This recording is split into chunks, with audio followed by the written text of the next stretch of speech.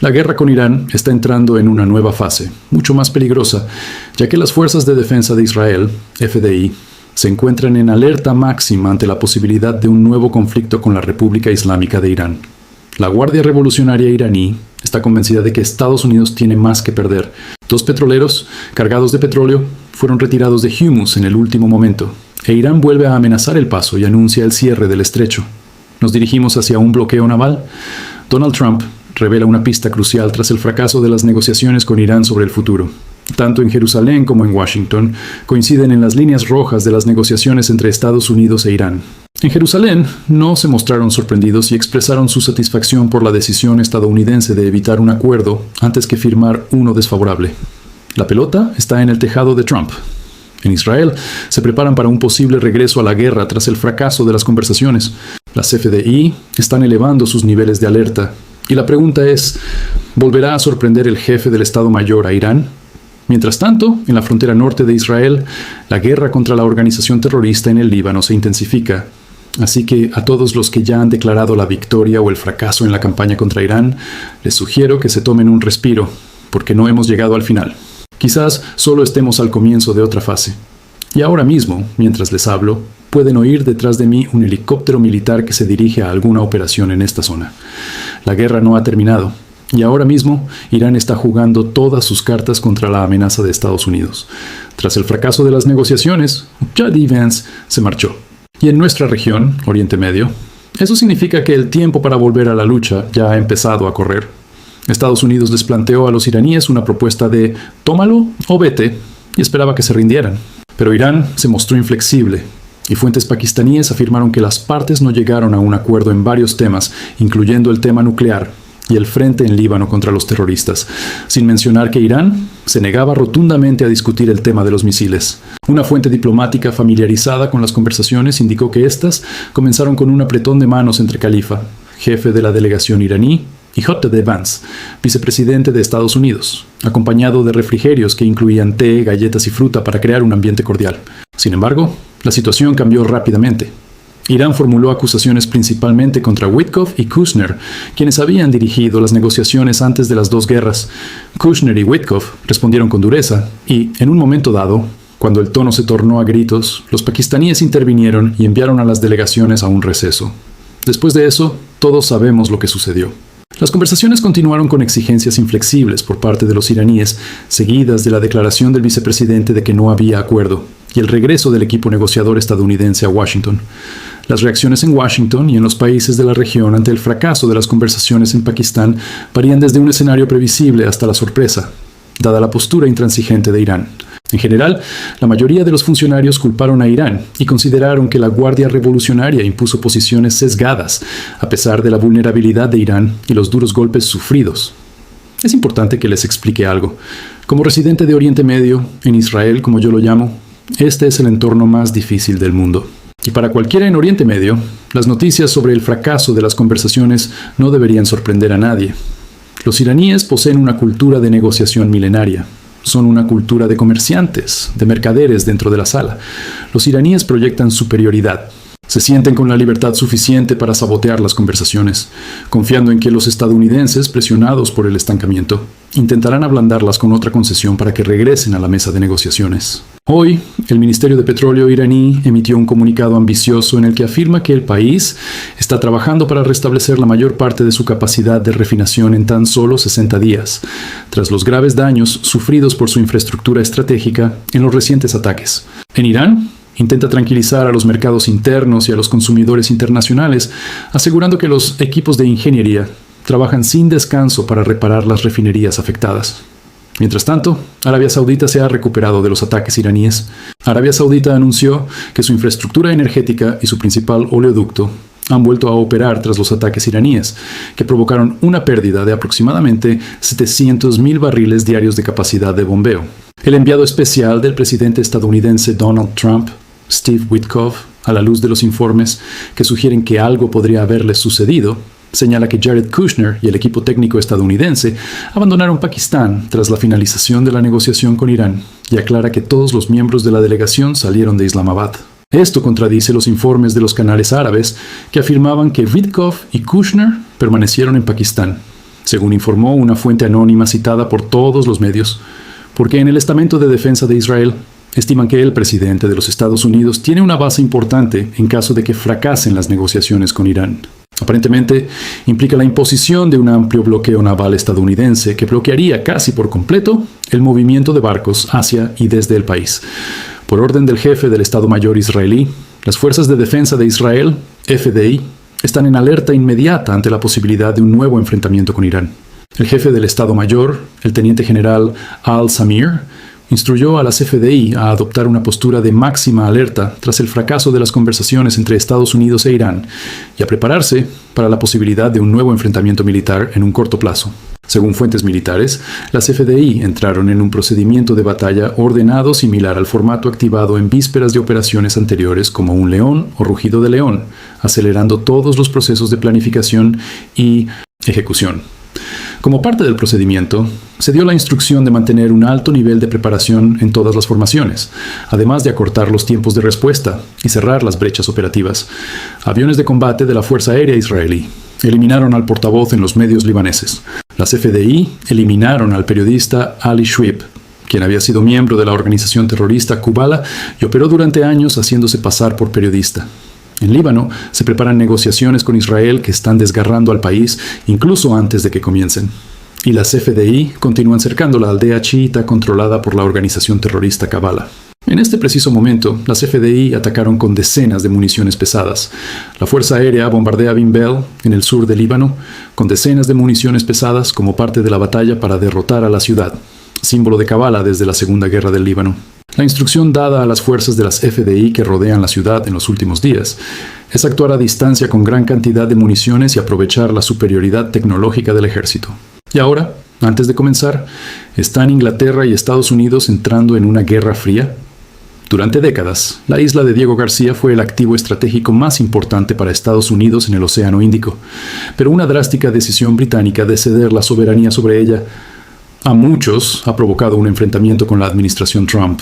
En este momento, el presidente Trump amenaza con cancelar los acuerdos e imponer sanciones a Londres por temor a que esta medida permita a China establecer un puesto militar justo al lado de los aviones estadounidenses.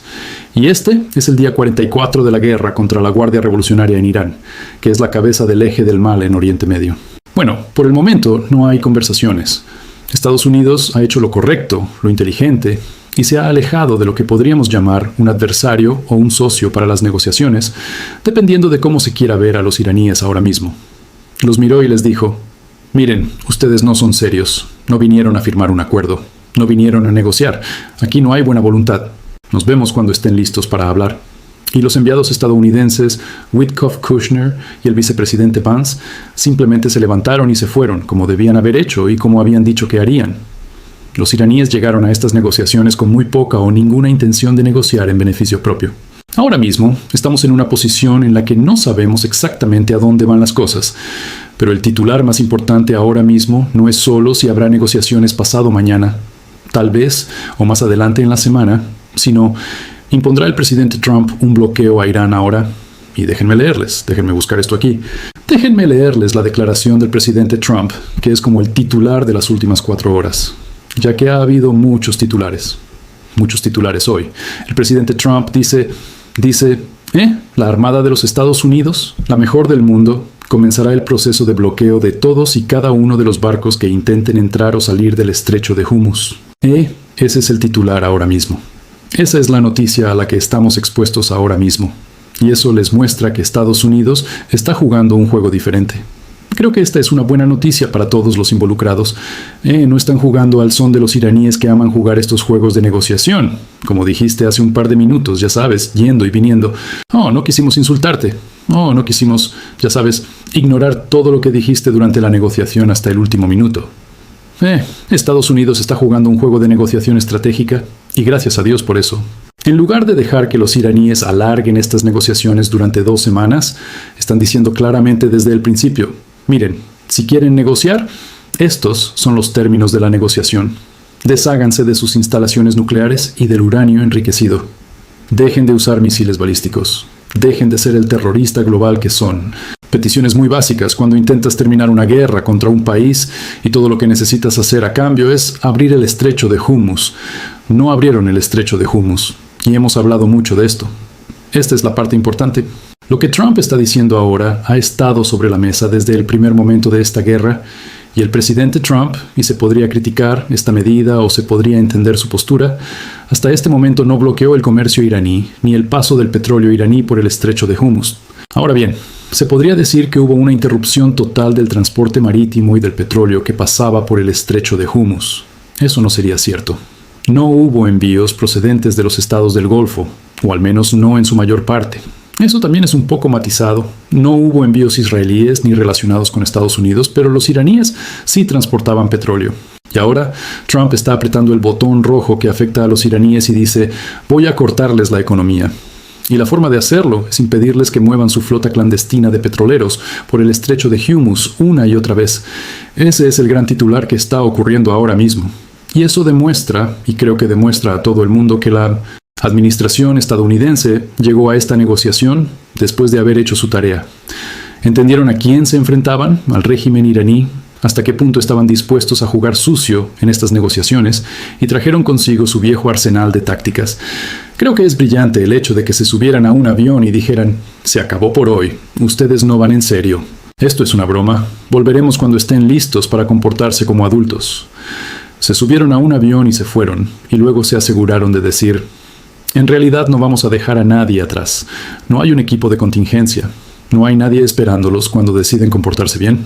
Se acabó y será mejor que se pongan las pilas o les esperan cosas malas. Y luego Trump casi inmediatamente dice: lo intentamos. Solo piensen en la hora. Esto es temprano en la mañana para Trump. 8 a.m., más o menos. Hora del este en los EE. Trump ya está publicando mensajes para la audiencia global diciendo que los iraníes tuvieron todas las oportunidades. Lo intentamos de verdad, y ellos, intencionadamente, no es un error. Sabotearon intencionadamente las negociaciones, y lo que vamos a hacer a cambio es golpearlos donde más les duele, en el bolsillo. Creo que esto demuestra mucha sabiduría por parte de Estados Unidos. ¿Qué opinas? Genial. Sí, Mati, creo que es muy bueno ver que algunos de ellos se enfrentan a los iraníes porque durante muchos años fueron los negociadores de más alto nivel del mundo y conseguían todo lo que querían. Así que es muy bueno ver que ahora los están poniendo en su sitio. Pero tengo curiosidad, Marty, sobre cómo cierran en la práctica los iraníes el estrecho de Hormuz. ¿Es solo una amenaza o hay minas allí y la gente tiene miedo de pasar? Entonces, ¿cómo se puede cerrar el estrecho de Hormuz? Es un canal de agua bastante grande y estrecho, como de unas pocas millas o docenas de... es de 20 a 30, algo así. De 20 a 30 kilómetros en su punto más estrecho.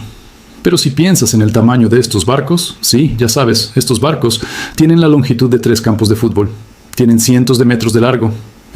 Estos petroleros se mueven a la velocidad de un trote ligero. Así de rápido se mueven por el agua. Ya sabes, son del tamaño de un edificio de varios pisos pintado de rojo o azul o algo así. No es tan difícil alcanzarlos. Y esto podría, ya sabes, en términos terrestres, 20 a 30 millas puede sonar a mucho, pero si tienes un misil superficie-mar, y los iraníes lo tienen sistemas comprados y sistemas caseros, es decir, misiles que han estado fabricando a lo largo de los años.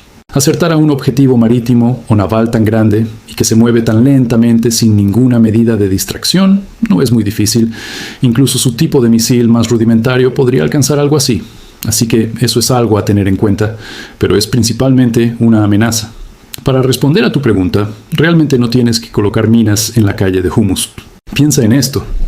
Digamos que puedes conducir tu coche, pero todo lo que puedo decirte es que en algún lugar entre tu entrada y la salida de tu vecindario, he plantado un montón de minas bajo la carretera. Ahora no puedo decirte dónde están, pero eres libre de conducir. Bueno, eso no significa realmente que seas libre de conducir. Entonces, incluso si no hubieran plantado minas, y me imagino que sí plantaron algunas minas, el mero hecho, o la amenaza, o la insinuación de que creemos que podría haber minas, y no estamos realmente seguros de dónde están. Quizás quieras reconsiderar. Tal vez deberías llamar a nuestra línea directa y ver si podemos tomar un cobro para asegurarnos de que te demos las coordenadas correctas de cómo viajar a través del estrecho de Hormuz. Así que han hecho eso y 2 han amenazado con chips.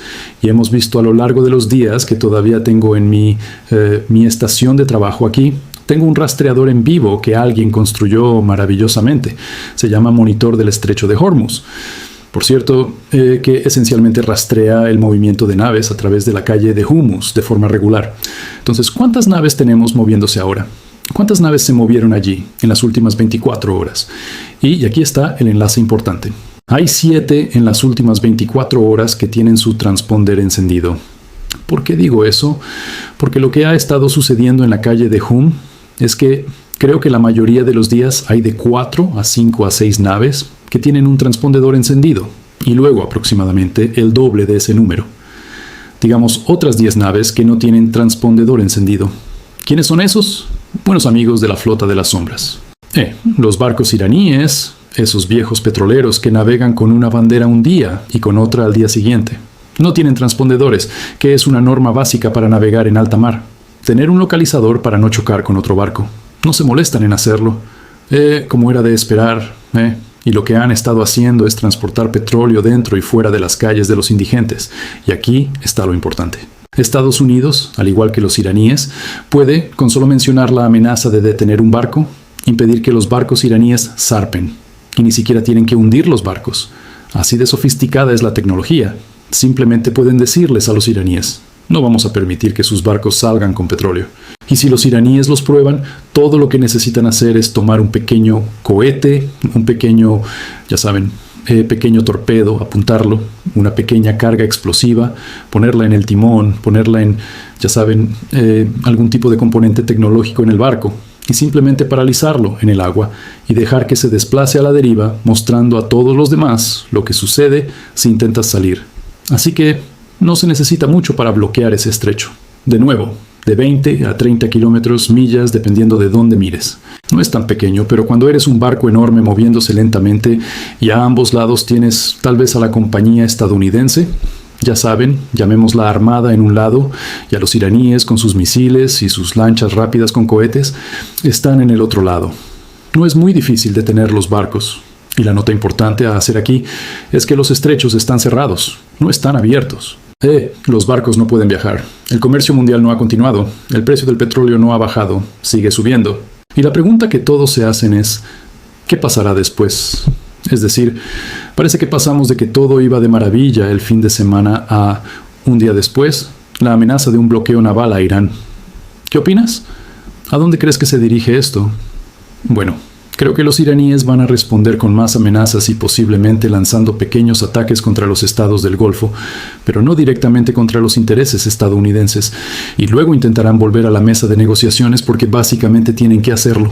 Y lo que espero que suceda es que Estados Unidos cumpla sus amenazas y cree un cerco alrededor de Irán, trayendo más fuerzas y básicamente reanudando los combates y continuando los ataques contra el líder del régimen del Ayatolá, mientras que al mismo tiempo, espero que esto esté sucediendo tras bambalinas, no sé, armando a los grupos de oposición iraníes, a los kurdos u otros iraníes que han sido atacados, ataque de las fuerzas sitiadas en el terreno y empezar a avanzar para derrocar completamente a este régimen.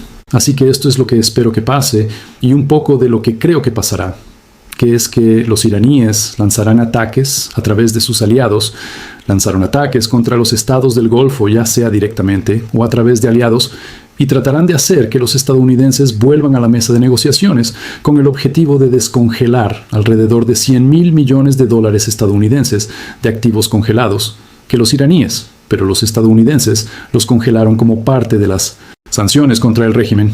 Así que veremos qué pasa. No estoy tan seguro. Todos los días nos lo harán saber. ¿Qué puedes añadir?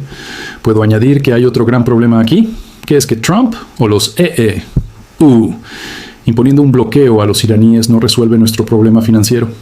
Ese es realmente el gran problema aquí. ¿Qué es? Pone presión sobre los iraníes. Pero si piensas en el estrecho de Hormuz, ya sabes, el estrecho de Hormuz hace una especie de movimiento en forma de C invertida y canaliza todo este Irán, ya sabes, Golfo Pérsico o Golfo Arábigo, como quieras llamarlo. Lo canaliza hacia abajo a través del estrecho de Hormuz y luego el Golfo Trump. Creo que te referías al Golfo Trump, el segundo Golfo de el Golfo Trump. Puede llamarlo como quiera. En fin, el punto es que si estás bloqueando esa zona, los iraníes aún pueden dañar cualquier otro barco que esté intentando salir.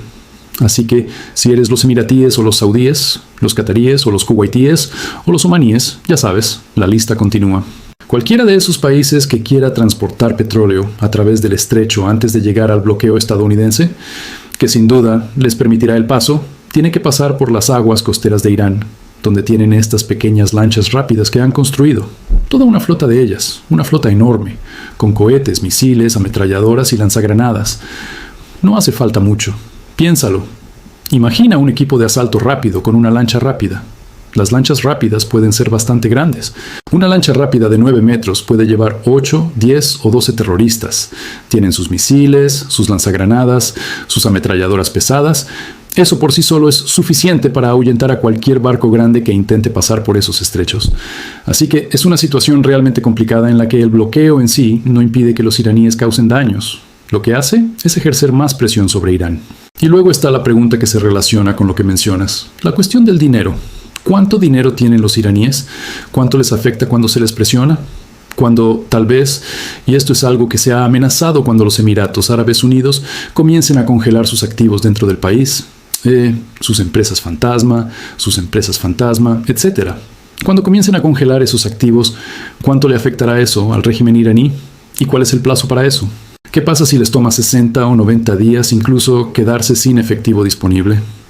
Eso es muchísimo tiempo. Sí. Y entonces estaremos, ya sabes, 3, 4, 5 meses sin comercio de petróleo proveniente de esa zona, aparte de un pequeño oleoducto de Arabia Saudita al lado occidental de esa península, que no es suficiente. Así que, ya sabes, aguas realmente complicadas para navegar aquí. Espero que la administración Trump siga avanzando a este ritmo. En otras palabras, estábamos hablando de esto en transmisiones anteriores. El peor escenario desde nuestra perspectiva es que los iraníes logren alargar esto, ya saben, 2 semanas de idas y venidas, y al final estaremos exactamente en la misma posición, pero ahora todos están cansados y la economía global ha sufrido un golpe aún mayor. Lo que Trump y su equipo están haciendo ahora indica que han comprendido mejor a los iraníes, los están presionando a un ritmo más rápido, los están acorralando, no les permiten perder el tiempo. Y al hacer eso, no quiero decir que puedan garantizar, pero pueden asegurarse de que los iraníes se vean obligados a un plazo más ajustado. Es decir, si juegan sucio, la negociación se acaba. Nos vemos en 3 días, nos vemos en 5 días, nos vemos en 7 días. Y si no lo hacen, habrá represalias militares cada vez. Iremos tras sus activos, bloquearemos sus barcos. Les haremos sufrir para que esto no parezca tan fácil, ya saben, navegando por el estrecho de Hormuz mientras esperamos que termine el alto el fuego. ¿Saben qué espero que suceda también aquí en esta situación? Espero que los estados del Golfo, digamos Qatar, los Emiratos Árabes Unidos, Omán y Arabia Saudita, comiencen a hacer algo con respecto a este bloqueo, que usen su ejército o su influencia para presionar también a los iraníes. Esto no debería ser solo un esfuerzo de Estados Unidos e Israel para liberar el estrecho de Hormuz. Así que espero que, por un lado, los estados del Golfo tomen una acción militar porque han estado amenazando con hacerlo durante mucho tiempo. Así que espero que realmente actúen en consecuencia. Esa es una. Y luego, segundo, espero que se empiece a formular una alternativa a largo plazo, como otro oleoducto que lleve petróleo tal vez hacia Israel o tal vez hacia Arabia Saudita, además de una ruta terrestre, un corredor que pueda evitar el estrecho de Hormuz. Y entonces no nos veremos en la misma situación dentro de 5 o 10 años si esta guerra se resuelve realmente. Ahora, ¿puedo agregar algunas ideas aquí? Sí, déjame ver si puedo. Sé que estamos en vivo, así que no creo que pueda. Necesito que la gente tenga paciencia conmigo un minuto. De lo que estás hablando, primero, esto es a largo plazo. Obviamente no es relevante para los próximos 5, 6, 7 años, pero a largo plazo, la mayor batalla financiera que se está librando en Oriente Medio está exactamente en la línea de lo que estabas discutiendo. Y está esta idea de una ruta, llamémosla la ruta de circunvalación de los iraníes, la ruta del matón vecino. Y hay 2 opciones. Una es la amigable con Israel y la otra es la amigable con Turquía. La amigable con Turquía va por tierra. Así que piensa en un mapa, vas desde, ya sabes, a través de, digamos, la península arábiga directamente, cruzas Siria y terminas en Turquía. Esa es la número 1. ¿A quién beneficia eso? Beneficia a los turcos porque ahora el gobierno turco está sentado sobre el oleoducto de gas natural y petróleo más importante del mundo. Estamos hablando, ya sabes, enormes sumas de dinero que pasan por su patio trasero. Ahora pueden presionar a otros países. Ahora pueden ser los que digan, sí, lo dejamos pasar. No, no lo dejamos pasar. Les encanta eso, sí, pero eso es bastante peligroso. Eso es bastante peligroso porque tienes que pasar por Irak. Tienes que pasar por Siria, países muy inestables. Así que no sé si quieres apostar el dinero a eso. Sí, yo lo haría, yo no. Pero se basa en el hecho de que habrá estabilidad en Oriente Medio y, por supuesto, esto beneficia a Turquía porque odian a Israel. ¿Sabes? Su líder tiene esto, quiero decir, no hay manera de decirlo, casi como una locura contra Israel que empieza a echar espuma por la boca cada vez que mencionas a Israel o a Netanyahu o a cualquier líder de este país del que estamos hablando, por supuesto, el presidente Elden, que parece tener algo en contra nuestra. Sí, al menos una o dos cosas en contra nuestra. Pero luego hay otra ruta que se ha discutido, que es la directa, pero pasa por Israel y luego divide la península arábiga. Cruza por Israel, parte de ella por mar, parte de ella por tierra. De nuevo, la gente puede que no reconozca el mapa. Y Meika, ¿tenemos alguna manera de mostrar esto en la pantalla? No lo compliquemos. Bueno, imagínense esto. Van de Arabia Saudita directamente a Jordania. Luego cruzan a Israel y después, a través de Israel, ya existe un oleoducto, por cierto, que se construyó junto con los iraníes en los años 60. Hay un oleoducto que llega hasta la costa del Mediterráneo. Y luego ese oleoducto va a nuestros buenos amigos y enemigos de los turcos, redoble de tambores, los griegos. Luego va a Europa. Así que, cuando pensamos en la solución a largo plazo, es esta batalla realmente interesante de cómo evitar a los iraníes. Porque claramente, una vez que han podido causar este nivel de daño, sabemos que no van a parar.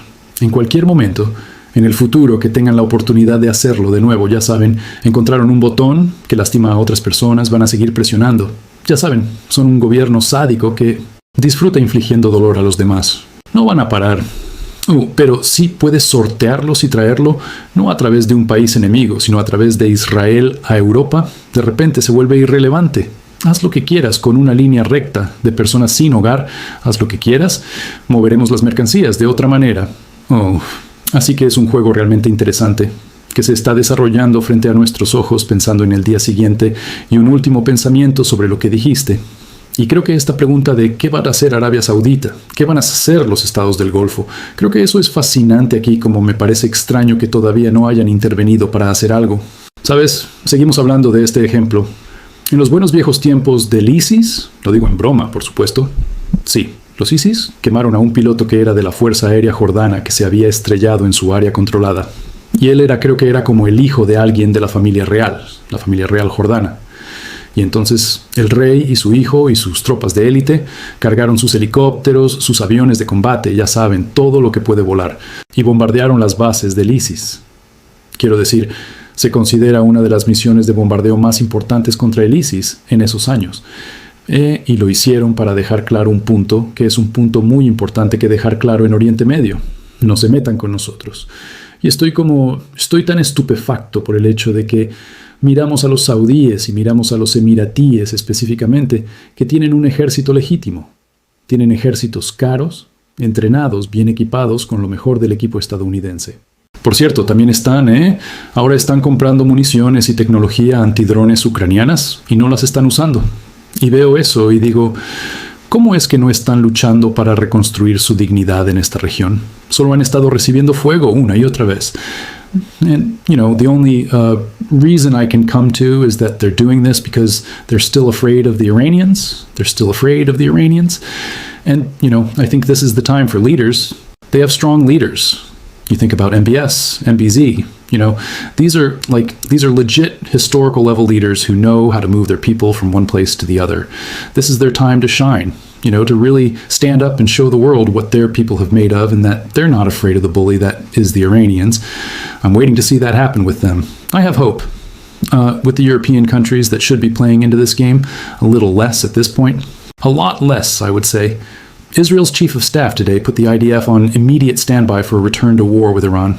At the very same time, 2 American destroyers passed through the Strait of Hormuz and began shaping the conditions for clearing naval mines while Thrawn kept projecting toughness, denying weakness, and speaking about diplomacy alongside a military struggle. So, after 21 hours of talks that blew up in Pakistan, the question now is simple. Are we heading for another round of negotiations, or has the countdown to renewed fire already begun? To understand Day 44 of the Roaring Line War, or by its American name, Epic Fury, we need to begin at the point where diplomacy once again meets metal, meets Ka, and meets fuel.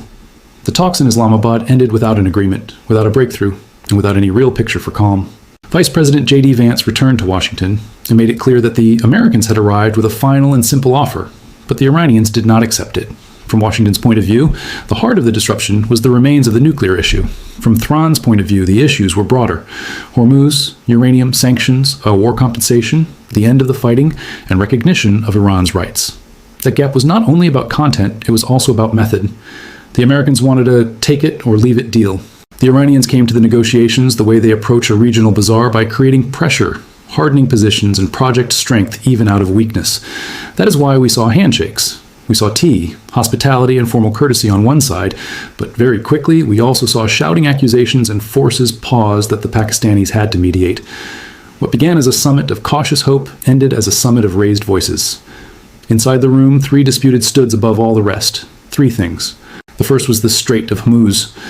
Iran wants to keep real control over the most important oil route in the world.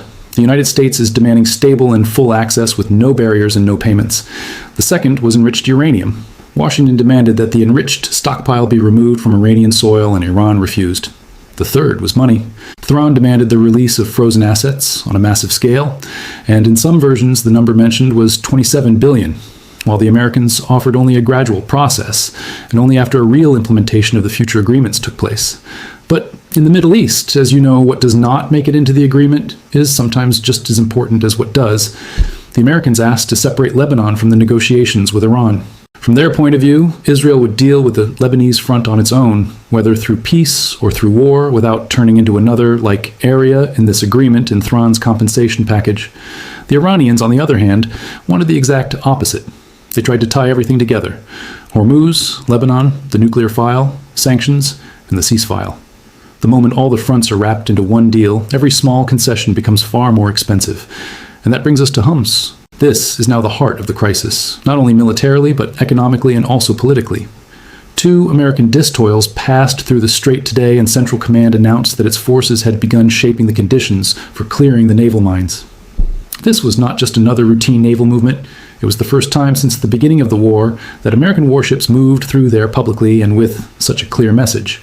The Iranians, meanwhile, claimed that they had threatened the ships and forced them back. And based on the picture that is emerging, the truth appears more complicated. The Americans are testing the waters. Iranians are testing the nerves, and neither side is rushing yet to fire the first shot. The story of Hormuz is no longer about who controls the passage. Iran has turned that strait into a machine of pressure. In the different versions that surfaced around the crisis, Thrawn not only blocked free movement, but tried to establish a kind of new transit regime with conditions, control, and at times even practical demands for passage fees. Here we need to understand the significance. In the Suez Canal or the Panama Canal, you pay for an artificial infrastructure. In the Strait of Hormuz, we are dealing with a natural waterway, one that, under the international maritime law, is supposed to remain open. So, the attempt to turn it into an Iranian catch register is not only an economic move, it is a direct challenge to the international maritime order. And according to the assessments that are raised to date, if Iran manages to preserve partial movement and actually collect payment for every passage, it could generate billions for itself.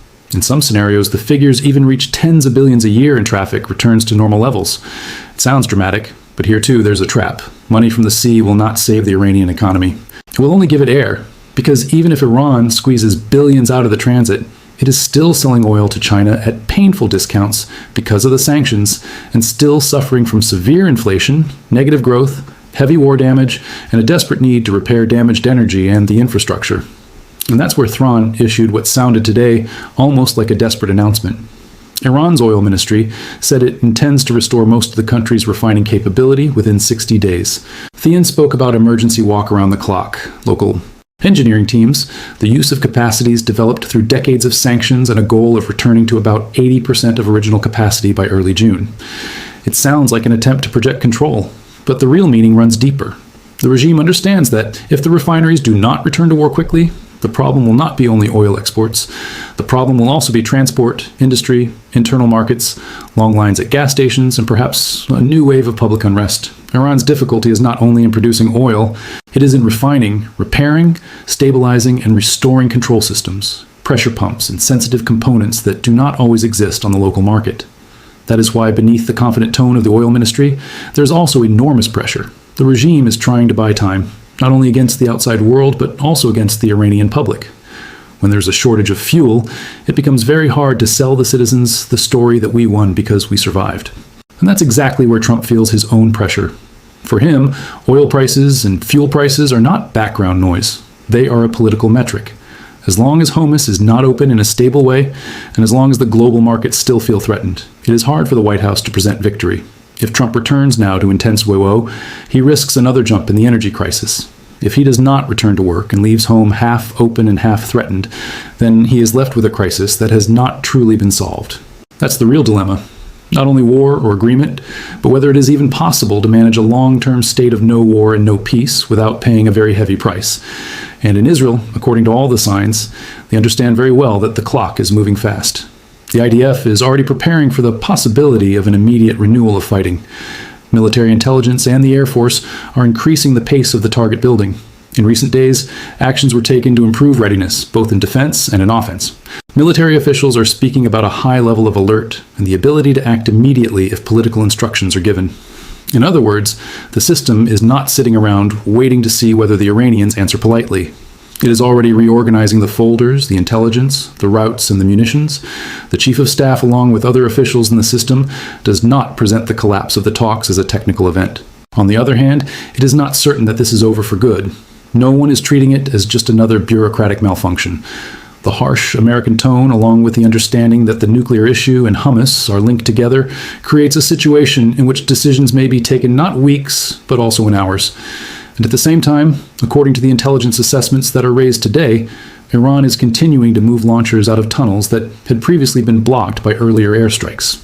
And contrary to some earlier declarations that were heard after the first blows, Iran's missile program has not disappeared. On the contrary, according to one of the assessments, thousands of ballistic missiles are still in the hands of the Revolutionary Guards in Iran. Simply, they are buried underground and waiting for the moment when they can be extracted, activated, or redistributed. This is a very important detail because it means that even if Iran has been weakened badly, it is still dangerous, still flexible, and still capable of surprising. The picture is also far from over in the nuclear arena. Iran has reinforced the East Fan facility with barriers and fortifications in an attempt to delay any possible ground raid on its uranium stockpiles. If anyone in the West thought that this story would end only with airstrikes, these fortifications say the exact opposite. Thrawn understands that the real question now is not only what was bombed, but what is still buried, what can still be extracted, and what will happen if Washington and Jerusalem decide that the time has come to physically reach the material itself. And meanwhile, Iran is still trying to project confidence. Kalibah, the Iranian parliament speaker who led the delegation, said that America had understood Iran's positions and must now decide whether it is capable of earning Iranian trust. He thanked Pakistan, praised the negotiating teams, and stressed that Iran sees diplomacy as a legitimate tool alongside military struggle. That wording matters. He did not speak about diplomacy instead of fighting, spoke about diplomacy alongside fighting. In other words, from Thrawn's point of view, both tracks continue at the same time. And that connects directly to another message that Trump himself has projected in recent days. He wrote that Iranians do not understand that they have no cards, that they are alive only in order to negotiate, and that they are better at dealing with the fake news media and public relations than at fighting. It is a classic Trump language, but behind the style, there's also an operational line. The White House is signaling that it is buying less and less into the Iranian delay tactic, and is less willing to continue long rounds of talks, only to discover that Thrawn is using them as a pause for reorganization. And now, let us move to Lebanon, because what is happening there matters no less than what is happening in Pakistan. According to Lebanese security sources, Israeli forces of the IDF, have closed all the main access points to Binj Bel. The description there is of an almost complete encirclement with dozens upon dozens of terrorists still trapped inside a town that has once again become the center of the fighting. The forces are moving slowly, carefully, and with a great deal of air power. This is not a charge-forward operation. This is ring warfare, isolation, attrition, and controlled defeat. That detail is very important for understanding this moment. While the United States is trying to remove Lebanon from the Iran negotiation package, the ground in Lebanon is still burning. Israel may have moderated parts of its pace of the fire in certain areas, especially ahead of the diplomatic contacts, but it has not stopped. On the contrary, it is still operating slowly but stubbornly against Hezbollah in southern Lebanon. The encirclement of Binj Bel points to a method. First, you close the routes, then you choke the movement. Then, you add more intelligence and more air power. And only after that do you bring the ground forces deeper into the contact. That also explains why Jerusalem is not excited about the idea of Rus-Lebanese arrangement. The concern is that if a political framework is accepted without actually disarming, Israel will lose freedom of action and remain facing the same enemy, only with more room to breathe. That is why the Lebanese issue came up again and again in the talks, even if the Americans try to move it out of the room through the side doors. And as if there is not enough fronts already, the Gulf continues to move as well. Saudi Arabia announced today that its energy infrastructure and its main oil pipeline have returned to operation after Iranian attacks. This is the repair of the damage that had caused a loss of about 700,000 barrels per day in pumping capacity. This number matters because it shows two things at the same time. First, Iran is still capable of striking outside its own borders. Second, the states of the region are not waiting only for diplomacy. They are repairing, restoring, reorganizing, and preparing themselves for the possibility that the campaign will return. And while all of this happens in Jerusalem, lays also a certain measure of satisfaction, not with the situation itself, but with the American line. Israel and Washington appear to be seen eye to eye and red lines. No bad agreements, no leaving enriched uranium without a solution, and no giving Iran room to maneuver in Hormuz in exchange for temporary calm. From Israel's point of view, it is better not to have an agreement at all than to reach an agreement that gives Tehran time, money, legitimacy, and recovery. That's one of the central points of this day. But even inside everything that's happening now, one question does not disappear. What does Trump do if the Iranians continue to play for time? Several options are now on the table. One is a naval blockade. Second is a return to bombing together with Israel focused on energy infrastructure and national infrastructure. Another option is a ground operation in the Strait of Hormuz, the seizure of Karag Island, and even the possibility of removing enriched uranium by force. Every one of these options is heavy, complicated, and dangerous. But the very fact that they are being discussed seriously says everything about the depth of this crisis. Meanwhile, Iranians are still trying to hold the rope from both ends. On the one hand, they want to return to the world as legitimate and obtain sanctions, relief, unfreeze assets, renew the trade, and restore the money. On the other hand, they want to keep hummus in their hands, keep enrichment, keep the leverage of the threat, and keep the card of disruption. Their problem is that this combination no longer works the way that it once did. The West may be slow, may be cautious, may hesitate, but it also understands now that it cannot both reopen the markets and allow the Iranian regime to turn the world's most important energy route into an armed booth. If you understand just how complicated the situation is, look at this number. On normal days, between 100 and 150 vessels pass through the Hormuz Strait every single day. That means that even a partial arrangement, even an interim, even a temporary technical solution can effectively become an economic oxygen pipe for Iran, if it is done on the terms favorable to Tehran. That is why in Israel, there are also those who feel the third option. Not war, not a full American agreement, but a limited European or international arrangement that allows ships to pass, and in the process also inject enough money into Tehran to help it recover. Day 44 is therefore ending with a double feeling. On one hand, there is still no new order to open fire. On the other hand, nearly every part of the system has already returned to a war footing. The IDF is on high alert. The Americans are in the straits. The Iranians are fortifying their nuclear assets, holding homes, and trying to restore refining capability. Hezbollah is under pressure in Lebanon. Saudi Arabia is restoring the flow, and the markets are still reacting to every movement. This is no longer just a story about failed agreements. It is a story about an entire region entering a dangerous interim phase in which every side is testing whether the other side will blink first. The problem is that in the Middle East, sometimes you do not need massive fire to bring the wall back. One move at sea is enough. One decision in Washington, one missile pulled out of a tunnel, one convoy moving uranium from one place to another. And that is what makes this moment so tense, because everyone is speaking about diplomacy, but everyone is also preparing the next battlefield. And if the American offer really was the final and the best offer there is, and if Iran truly believes that the United States has more to lose, which one of them will discover first that it was wrong?